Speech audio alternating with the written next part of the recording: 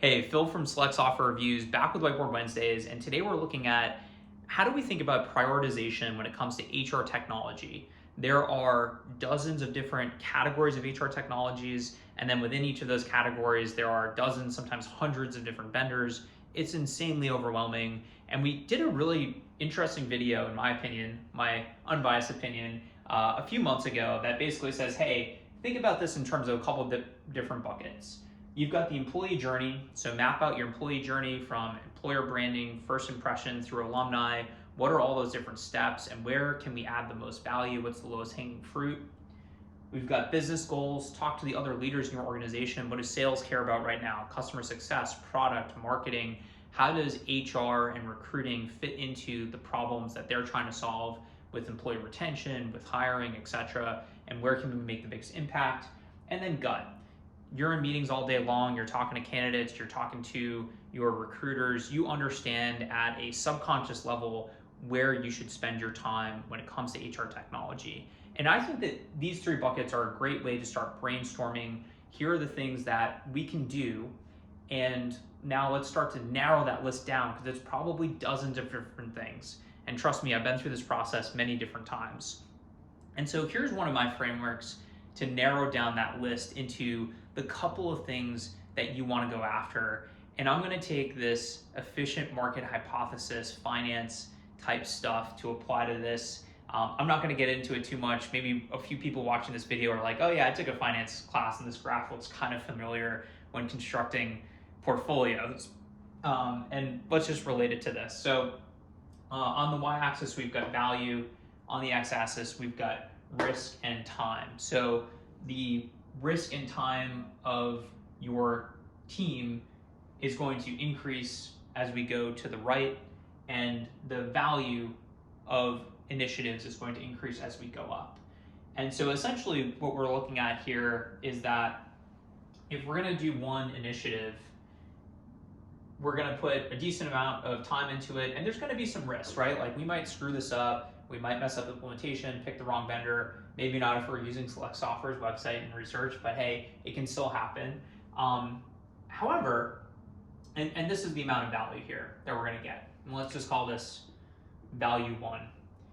Now, if we add another project to this list, we will increase the amount of time that we're gonna spend in total on these projects. However, we're gonna drastically decrease the risk that all of these projects are going to go down. So let's say we're going to implement interview scheduling, and we're also going to do video interviews. Okay, because we're doing multiple projects, we're going to get better at buying and implementing HR technology. We're also going to say at least one of these things is going to work out. And because we're picking the lowest hanging fruit across all these different ideas that we put together, any of these ideas that we implement are going to have massive value for our company. And so by working on a couple of different projects, we're actually going to increase the value while decreasing the risk that we're taking sufficient so that it makes up for the time that we're going to spend. As we kind of add more and more projects, we're going to see value go up, but at a much decreasing rate. So let's say this is 2 when we add another project to this list. But let's say this is only 2.5, and maybe this is like 2.7. And then what we find actually over here is that if we take on too much, let's say we come up with a list of 15 different projects and we're like, we're gonna do 10 of these. And one of them's an ATS, and one of them's a CRM, and these really huge projects that require a massive amount of energy and focus to do well, we're actually gonna see value start to decrease. And so if we take on too many projects, it's going to have a negative impact in how we do our job. And so the big takeaways from this graph here, which I find intuitive, but I'm a bit of a finance nerd, are that 1, you should think about different projects on the axis of the risk and the time it's going to take to capture value relative to the value you're going to get. Something that is risky might be hiring an entirely new team to do a specific type of sourcing that you've never done before, with tools that you've never used, but you heard about it at some conference and you haven't done much research beyond that.